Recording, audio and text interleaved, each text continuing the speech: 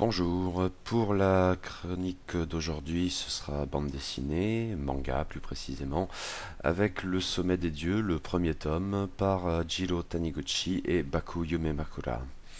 Alors ça, c'est pour offrir à un amateur de montagne et combo gagnant de photographie. Ceci étant, je comptais bien lire au cas où la chose tout d'abord, et non pas vraiment dans un esprit de sacrifice, certes. J'avais beaucoup apprécié Quartier lointain, du même Jiro Taniguchi, mais en solo, dont le journal de mon père a également intégré ma pile à lire BD. Encore qu'il s'agisse ici peut-être de quelque chose d'un peu différent dans la mesure où Le Sommet des Dieux est une adaptation en BD au long cours, 5 tomes de plus de 300 pages chacun, sauf erreur, d'un roman, fleuve forcément, dû à Baku Yumemakura, dont, sauf erreur encore, aucun livre n'est disponible en français, le présent pavé pas plus que les autres. Mais la popularité toute particulière de Jiro Taniguchi en France, peut-être une forme de modèle avec ce que cela implique de prénotion du mangaka auteur dans l'Hexagone, justifiait assurément la publication de cette BD monstre, chez Kana cette fois, pour un égal succès critique et, je suppose, commercial. En tout cas, Taniguchi, qui avait déjà été récompensé à Angoulême pour le scénario, pour Quartier lointain, avant cette publication, l'a du coup été également pour le dessin, et il y a sans doute de quoi, tant son style globalement sobre et étrangement lumineux s'avère ici à propos et éventuellement porteur d'une dimension spectaculaire qui coule moins de sources. Le sommet des dieux, c'est l'Everest, et la BD, à la suite du roman original, traite donc d'alpinisme, avec un prisme japonais qui n'exclut pas une certaine forme d'universalité. À vrai dire, on pourrait désigner cette BD en empruntant un titre à une autre œuvre, classique de la littérature alpine, Les Conquérants de l'inutile, du français Lionel Terray. La cible de ce cadeau m'ayant souvent vanté ce titre, je suppose qu'elle devait être parfaitement satisfaite par la présente BD, parce que oui, c'est exactement ça, les conquérants de l'inutile. Autant dire un comportement qui, à moi, m'échappe largement, avec un peu de pause peut-être, tant d'autres héros, pas si différents à certains égards, retiennent bien davantage mon attention, ces héros dont l'étoffe a été si joliment mise en scène par Tom Wolfe puis Philippe Kaufman. Mais bon, ce n'est pas le propos.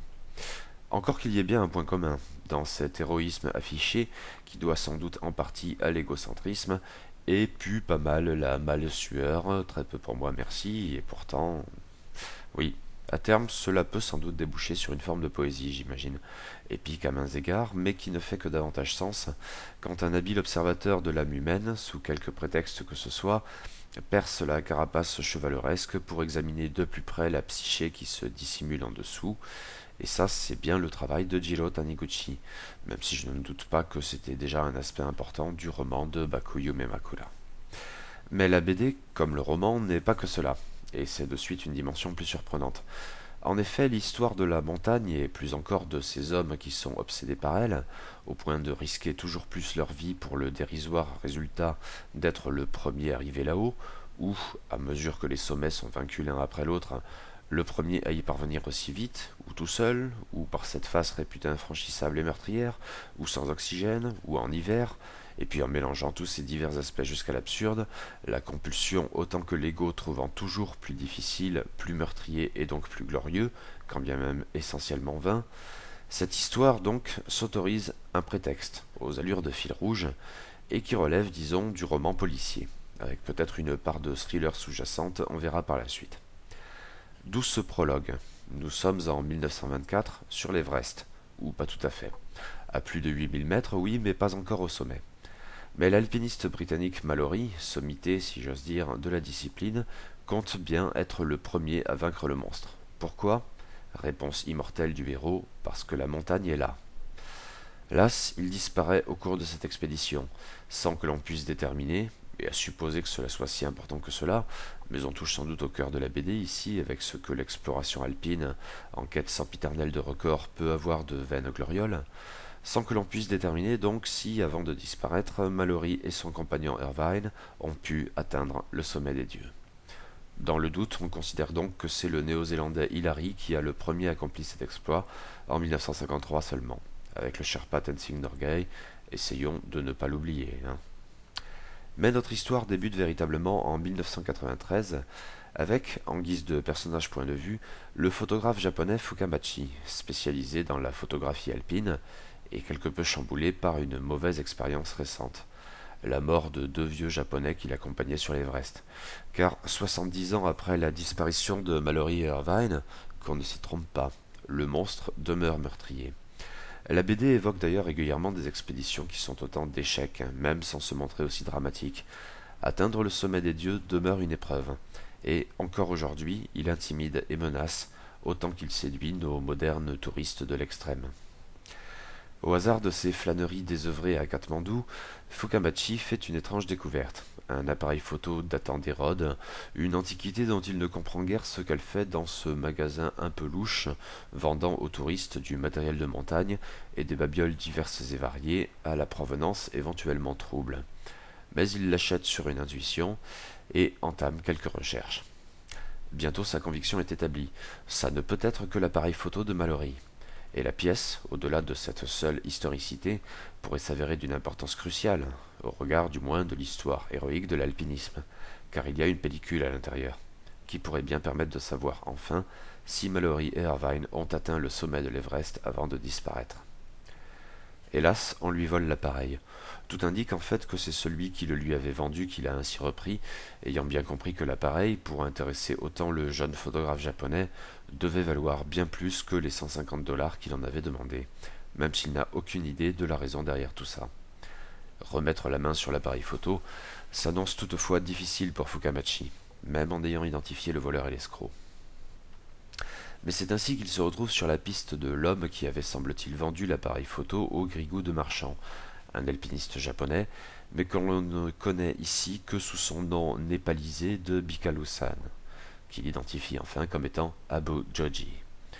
Une légende de l'alpinisme japonais, mais une légende noire, tant le personnage s'est montré instable et désagréable au fil de sa carrière, au point que plus un alpiniste ne veut avoir quoi que ce soit à faire avec lui. La BD prend alors un autre tournant, car c'est ce que fait l'enquête de Fukamachi. Obsédé et fasciné par la figure du légendaire alpiniste, le photographe veut en savoir plus sur lui. Il se met à enquêter dans le milieu de l'alpinisme japonais pour retrouver des gens qui l'ont côtoyé, voire des gens qui ont pu être ses amis, mais ne le sont probablement plus depuis longtemps. La BD vire alors au long flashback, tout juste interrompu de temps à autre par les questions du photographe et les considérations de ses interlocuteurs. Se dessine, alors, une figure bigger than life, celle d'un alpinisme de génie et en même temps d'un sale type, héroïque et brillant, mais cynique et égocentrique, un peu autiste même probablement. Un jeune homme d'abord totalement incompétent, qui semble s'être destiné à la montagne sans rien en savoir, et peut-être sur un coup de tête. Mais quelqu'un qui apprend vite aussi, et dont la méthode, bientôt, donne une impression d'élégance toute artistique.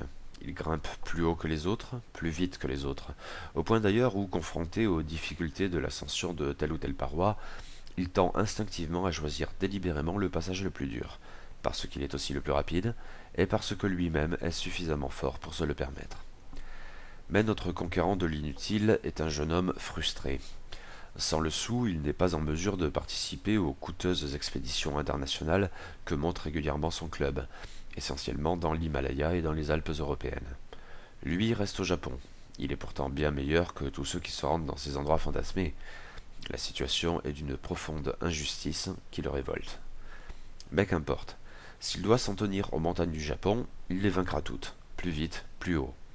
Conscient de ce que seule la gloire pourra un jour l'autoriser à bénéficier de sponsors lui permettant de financer des expéditions dans l'Himalaya ou les Alpes européennes, il se décide alors pour un coup de maître, absurde forcément et extrêmement dangereux.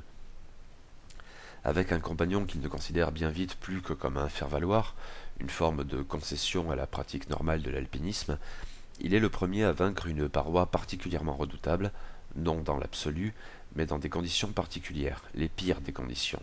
En plein hiver, quand la glace et la neige menacent à chaque instant de précipiter l'alpiniste audacieux dans le vide. Gloire, oui, mais vaine gloire. L'exploit est noté, et Abu Joji s'engage bien sur la voie de la légende, mais son comportement détestable l'éloigne de ses coreligionnaires. Il fascine pourtant, notamment ce jeune homme qui veut faire comme lui, et dont le sort forcément tragique n'a rien d'un mystère. Le problème est surtout qu'il devient tant un poids pour Abu Joji lui-même qu'une raison supplémentaire pour les autres de l'exclure de leur cercle fermé, car trop incontrôlable, infréquentable, instable, dangereux. Or, pour Abu Joji, la situation se complique encore quand un rival se met de la partie, un certain Hase Tsuneo, inspiré de manière transparente par un authentique alpiniste japonais, Tsuneo Hasegawa. Plus brillant peut-être, plus charismatique et sympathique sans doute, au point de susciter, lui, l'attention des médias, car il enchaîne les exploits. Et surtout, il s'est fait une spécialité d'une pratique hétérodoxe, il ne conçoit pas de grimper autrement qu'en solitaire. Hase Tsuneo admire Abu Joji, et le rencontrant par hasard, il lui en fait part en lui demandant des conseils, pour réaliser un exploit qui ne fera qu'amoindrir la légende vite écornée de son prédécesseur. Pourtant, c'est avec le plus grand naturel qu'il lui pose ses questions et lui expose ses projets, sans malice, sans morgue. Mais, on le devine, la suite des opérations ne pourra que consister, pour une part du moins, en un affrontement ou une rivalité entre les deux champions. Ce sera la course absurde à celui qui grimpe le plus haut, le plus vite, le plus seul, le plus dangereusement, déconquérant de l'inutile, oui. Le sommet des dieux, ou ce premier tome en tout cas, est une incontestable réussite.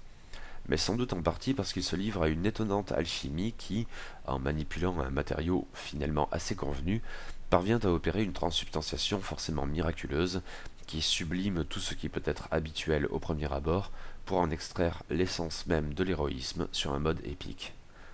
Cela appelle sans doute quelques explications, surtout concernant ce caractère convenu.